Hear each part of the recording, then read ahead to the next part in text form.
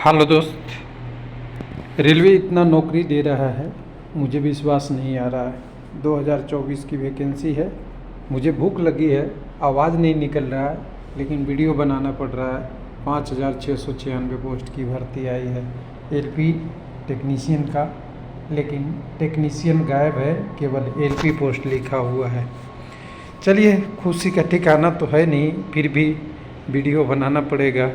दे रहा हूँ विश्वास, नौकरी मिलेगा रेलवे में, और वो भी 5,696 पोस्ट की। अरे गलती करिए तो बड़ी कीजिए, छोटा गलती करने से क्या फ़ायदा, एक जीरो बढ़ा दीजिए थे। 50,696 करते, कुछ लोग मान भी लेते। चलिए कोई बात नहीं, लेकिन देखिए कुछ भी आज के डेट में पॉसिबल है। सोशल मीडिया पे पहले आती है, ओरिजिनल वैकेंसी बाद में आती है। पॉसिबल है, सोशल मीडिया पे जो वैकेंसी आई है बाद में जो आती है वो गलत भी होती है, ये भी पॉसिबल है। और तीसरी चीज़ है, सोशल मीडिया पे नहीं आई है और वैकेंसी आ जाती है, ये भी पॉसिबल है।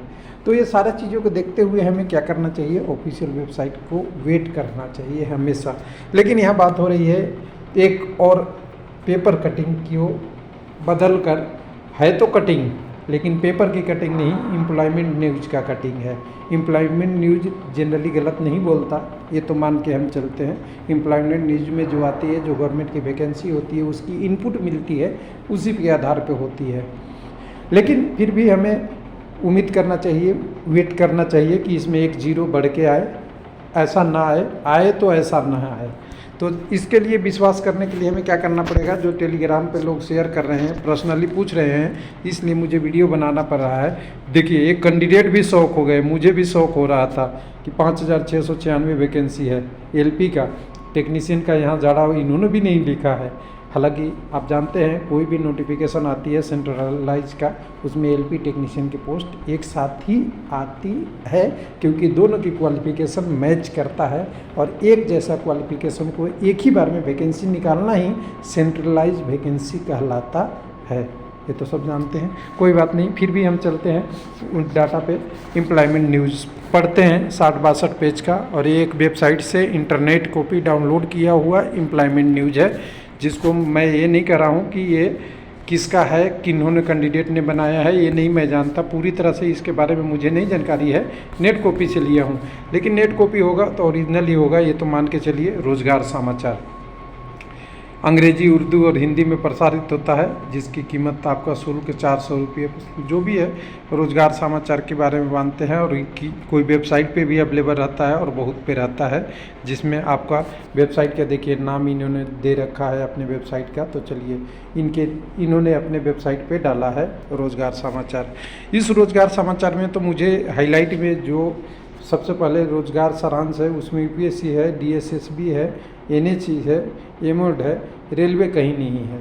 उसके अलावा देखिए नीचे भी छोटे छोटे वैकेंसी आते रहते हैं, उन वैकेंसियों को भी मैंने नीचे की तरफ सारा खोज के देखा।